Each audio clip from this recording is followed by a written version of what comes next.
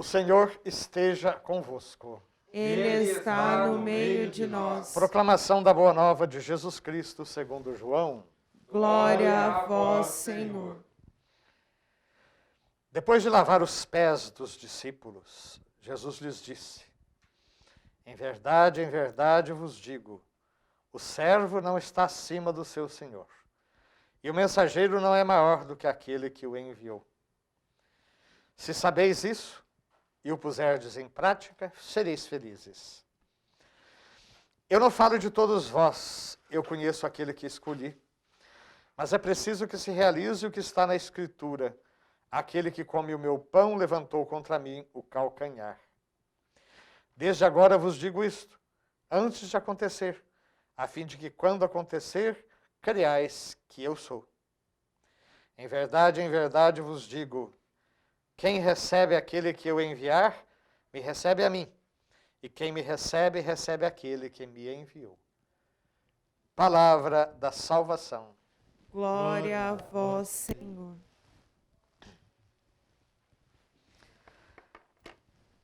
Prezados irmãos e irmãs, na primeira leitura, nós temos uma cena típica da missão que acontecia nos começos da igreja. Aqui, mais especificamente, temos a figura de Paulo e de outros companheiros. Inclusive, os Atos dos Apóstolos menciona a figura de João Marcos, que a tradição identifica como o autor do segundo evangelho, São Marcos, que justamente nessa ocasião os deixa e volta para Jerusalém. Mas Paulo e seus companheiros chegaram então a esta cidade, Perge, na Panfilha. Estamos sempre na Ásia Menor, né? E ali eles entram numa sinagoga e eles começam a pregação justamente a partir daquilo que era a realidade daqueles que estavam presentes.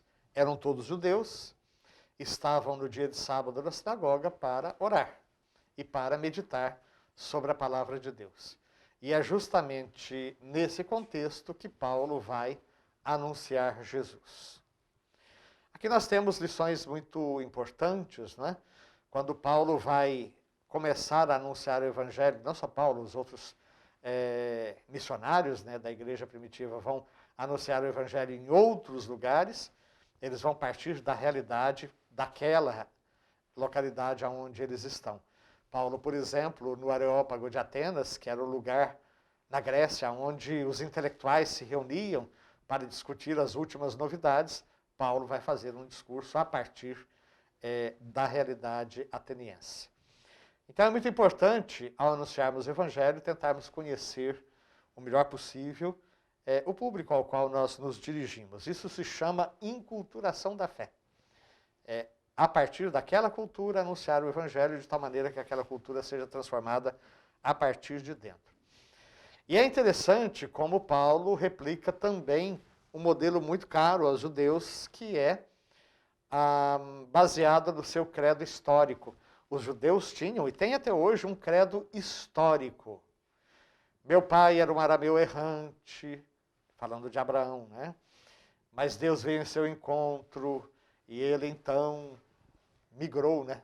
Jacó migrou para o Egito, e lá nós constituímos uma grande nação, mas fomos subjugados, conduzidos ao trabalho escravo. Então Deus ouviu nossos clamores, veio através de Moisés. Então o povo de Israel tem um credo histórico. É uma grande novidade na história das religiões, como que para Israel a sua fé não se baseia em mitos celestes, mas história de deuses do Olimpo, por exemplo, né? Mas se baseia em ações concretas de Deus na história de seu povo. Para o povo da Bíblia, a história teve um começo, tem o seu desenrolar e terá um fim. E Jesus, ele se insere justamente nesta história. A grande novidade cristã é que Deus entra na história da humanidade. Então, São Mateus e São Lucas, por exemplo, se preocupam em fornecer a genealogia de Jesus. Mateus partindo querendo mostrar que Jesus era o filho de Davi, né? E São Lucas, indo na direção contrária, faz chegar a genealogia de Jesus até Adão, sempre querendo mostrar que a nossa fé se baseia num evento histórico. Jesus realmente entrou na nossa história. O Evangelho, ele traz também uma reflexão que eu considero muito importante. O servo não é maior que seu senhor. Isso Jesus, mais de uma vez, alertou sobre isso os seus apóstolos. Se perseguiram a mim, vão perseguir a vocês também. E aqui, embora nós estejamos no tempo pascal, né, o Evangelho nos leva para uma cena antes da paixão. Uma cena que acontece justamente depois do lava-pés. Depois de lavar os pés dos discípulos, Jesus já está anunciando a traição de Judas e, de novo, alertando, né, que se ele foi traído, também os seus apóstolos, os seus discípulos, ao longo da história, o serão. Serão traídos, serão perseguidos, serão levados aos tribunais, serão torturados, serão assassinados. E a história da igreja ela é salpicada com sangue de mártires. O servo não é maior que seu senhor. É muito importante que a gente tenha presente tudo isso. Aliás, São Paulo, no final da primeira leitura, ele termina justamente com João Batista, que João Batista estava pregando um batismo de conversão para todo o povo de Israel. E quando estava para terminar a sua missão, João declarou: eu não sou aquele que pensais que eu seja, mas vede, depois de mim vem aquele do qual nem sou digno de desamarrar as sandálias. Essa é a atitude do verdadeiro discípulo, que sabe muito bem que não pode se colocar nem no lugar e muito menos acima do seu Senhor. Para concluir, eu queria trazer uma pequena reflexão baseada na vida de Santa Catarina. É interessante como Santa Catarina, sem ser uma pessoa de instruções, né? Não era uma acadêmica, ela provavelmente ditava as suas cartas para que outros que soubessem escrever pudessem fazer por ela. Mas na sua simplicidade se tornou doutora da igreja, porque ela sabia unir a sabedoria, que era para ela um verdadeiro dom de Deus, né? Que era nela um verdadeiro dom de Deus, com o cuidado dos pobres, com o atendimento do povo. E ela lutou muito pela unidade da igreja. Vejam, meus queridos, hoje nós vivemos um tempo muito difícil, porque a igreja está dividida internamente.